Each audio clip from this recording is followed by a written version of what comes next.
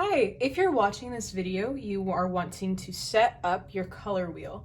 So to start, you should have a 9 by 12 piece of cardstock paper or some kind of acrylic paper. If you don't have access to that, a normal piece of 8.5 by 11 printer paper should work just fine. This is just what we're using today. And if you do not have any paints for this project, just use any kind of coloring material you might have access to. So that could be colored pencils, crayons, markers, but use the Sketchbook app as your last resort. So to start this, you'll just need a pencil and a ruler because we're going to measure out some different things for this project. The first thing we'll do is we're going to measure 1 inch from the bottom of our piece of paper. Make sure that your paper is in landscape orientation, or the longer sides are on the bottom and the shorter sides are on the side.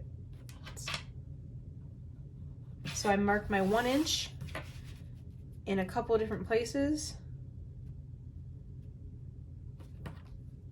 and I'll make that line. From this 1 inch, we'll go up 1 more inch. Mark it 3 more times.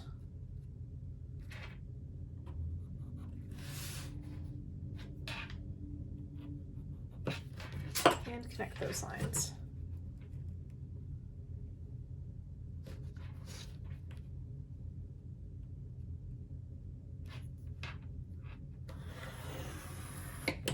Okay. So that's the first thing we're going to do. Next, we'll do a 1/2 inch border on each side. So measuring a 1/2 inch in a few different places.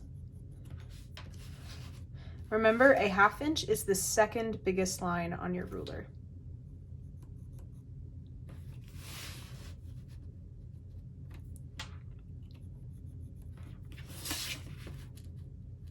And we'll make a line here.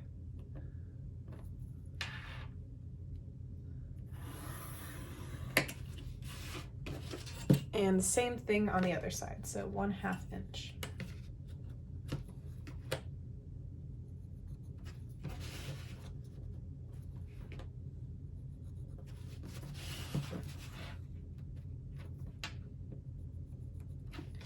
And connect those using a ruler.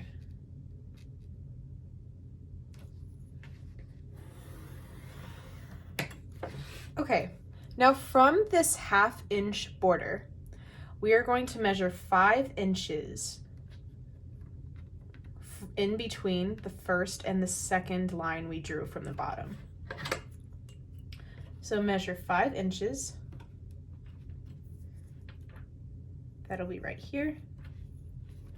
And 5 inches from the other side.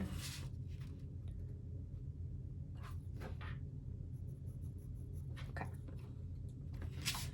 Now we can connect those lines.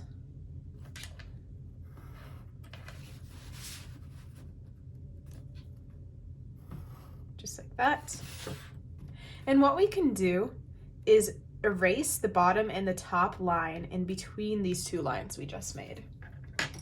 So I'm going to erase those really quick.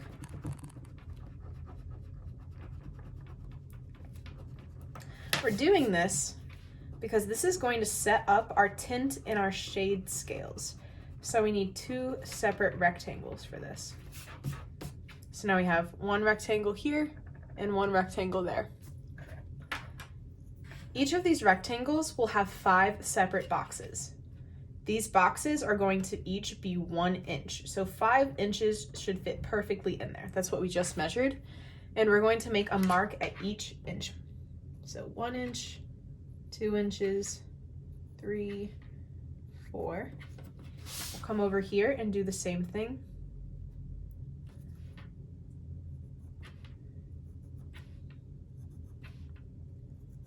And connect those lines from top to bottom. We're not worrying too much about precision here. We just want 5 boxes.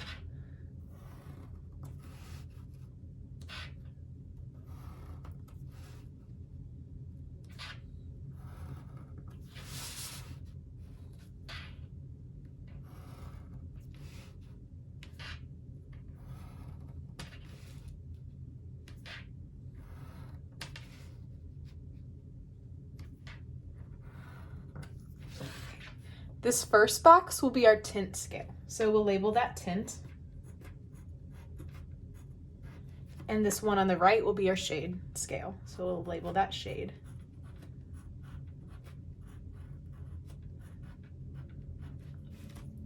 Okay, the next thing we're going to do is use any circular object you have around, a large circular object, to trace a circle right here. So I just have this pot with a cactus in front of me. So I'm going to trace this.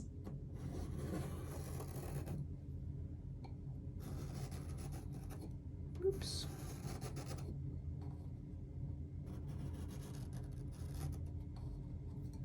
Okay. Oops, that is not a perfect circle, but pretend this is a little bit of a nicer circle. Right there. Hopefully you did a better job tracing than I did.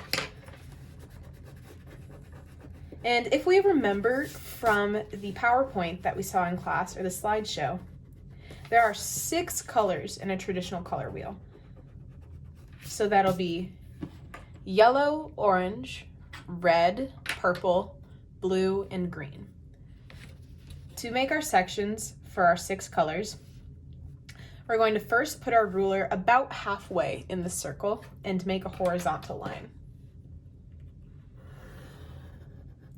connecting the 2 sides. It doesn't need to be exact, but this is what it should look like roughly.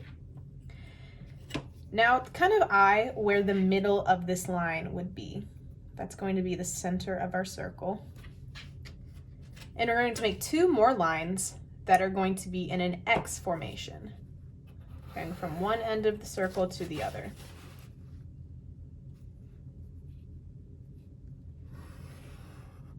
Like that. Okay, so now we have 6 sections.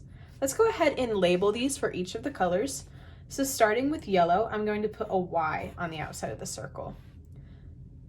Now the other 2 primary colors are red and blue. So I'm going to make sure that they are 1 section spaced out between. So yellow, we'll leave this one open.